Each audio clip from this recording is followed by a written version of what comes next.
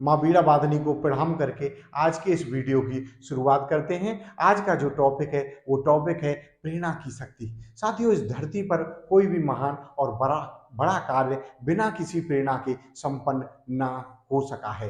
साथियों, बड़े और महान कार्य के लिए हर किसी को कहीं ना कहीं से प्रेरणा की आवश्यकता होती है। साथियों, मनुष्य परमात्मा की वो यूनिक रचना है जिसके अंदर वो सारे गुण छुपे हुए हैं कि वो कोई भी सफलता प्राप्त कर सकता है। आवश्यकता है उसको एक प्रेरणा की।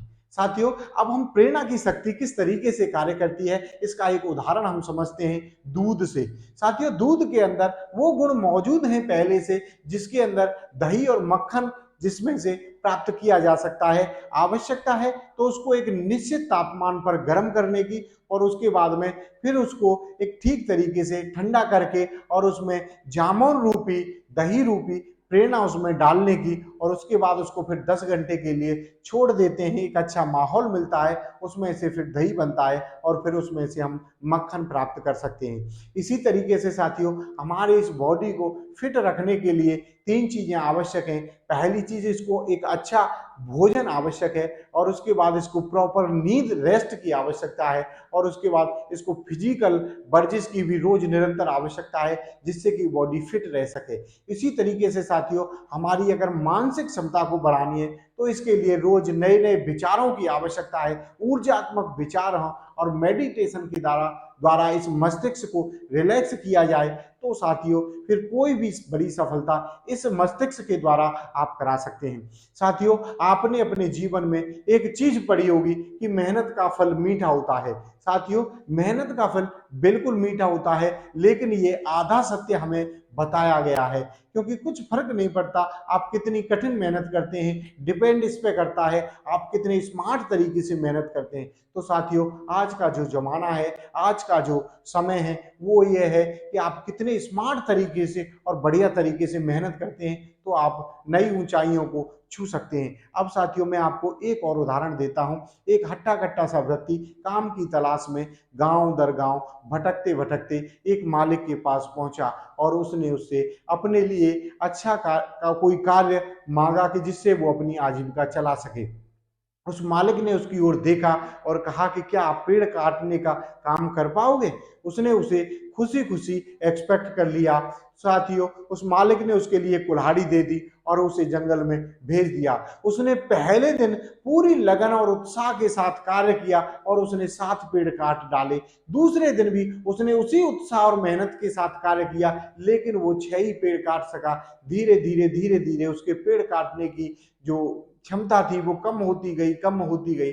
एक दिन उसका मालिक आया और उसने देखा कि वो पूरी मेहनत लगा रहा है, लेकिन वो पूरे दिन में एक भी पेड़ नहीं काट पा रहा है।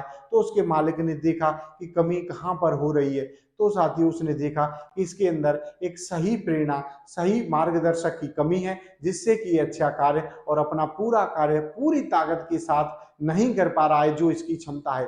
तो उस मालिक ने उसको समझाया और उसको बताया कि देखो, जो आप पेड़ काट रहे हो इसके लिए किस किस चीज की आवश्यकता है। जो कुल्हाड़ी थी उसकी, वो पहले दिन बिल्कुल नई थी, उसके शरीर का जो ताकत था वो भी बिल्कुल भरपूर था और उसने जब रेस्ट नहीं लिया तो वो शरीर की ताकत भी उसकी धीरे धीरे कम होती गई। उस मालिक ने उससे बताया कि देखो, और लोग भी कार्य कर रहे हैं, वो निरंतर वही 6-7 पेड़ रेगुलर तरीके से काट रहे हैं। तो साथियों, फिर उसने बताया कि आप 2 घंटे कार्य करिए, उसके बाद फिर आप थोड़ा सा रेस्ट करिए और रेस्ट करने के ही चक्कर में आप उस कुल्हाड़ी की धार को तेज कर लीजिए और उसके बाद में फिर उसने उस तरीके से, जिस तरीके से मालिक ने बताया, उस तरीके से कार्य करने की शुरुआत की और उसके पेड़ों की काटने की तादाद पहले तरीके से बढ़ गई।